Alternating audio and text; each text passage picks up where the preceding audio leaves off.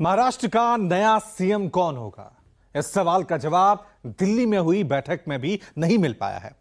इधर मुंबई में एनसीपी शरद गुट के नेता जितेंद्र आह्वान ने एकनाथ शिंदे से मुलाकात कर महाराष्ट्र में नया सियासी खेला होने के संकेत दे दिए।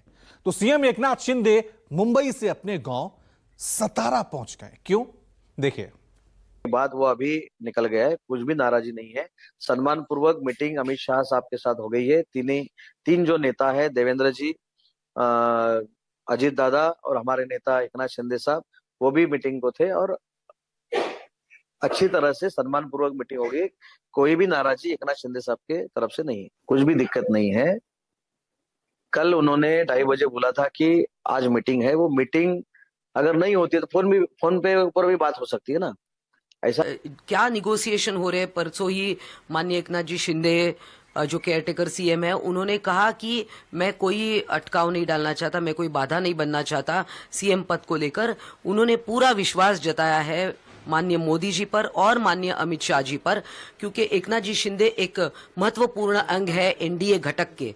और हमने जो विधिमंडल के हम सदस्य हैं, दोनों सभागृह के, महाराष्ट्र के विधानसभा और विधान परिषद, हमने उनको अपना नेता चुना है। जो कोई भी पार्टी की तरफ से बात करनी है या कितने पोर्टफोलियोज मांगने हैं, क्या होगा, ये सारा हमने उन पर छोड़ दिया है। चुनाव के पहले और चुनाव के बाद में भी हमेशा बताया जा रहा है कि हमारे तीनों पक्ष के नेता, भारतीय जनता पार्टी के माननीय देवेंद्र जी फडणवीस साहब, शिवसेना शिंदे गुट के नेता माननीय मुख्यमंत्री एकनाथ जी शिंदे साहब और राष्ट्रवादी अजीत दादा पवार गुट के अजीत दादा पवार साहब, तीनों बैठ के सोच करके ऊपर आएंगे और जो कुछ डिसाइड हो गया वो ऊपर बताने के बाद वो फाइनल हो सकता है, जल्दी फाइनल हो जाएगा।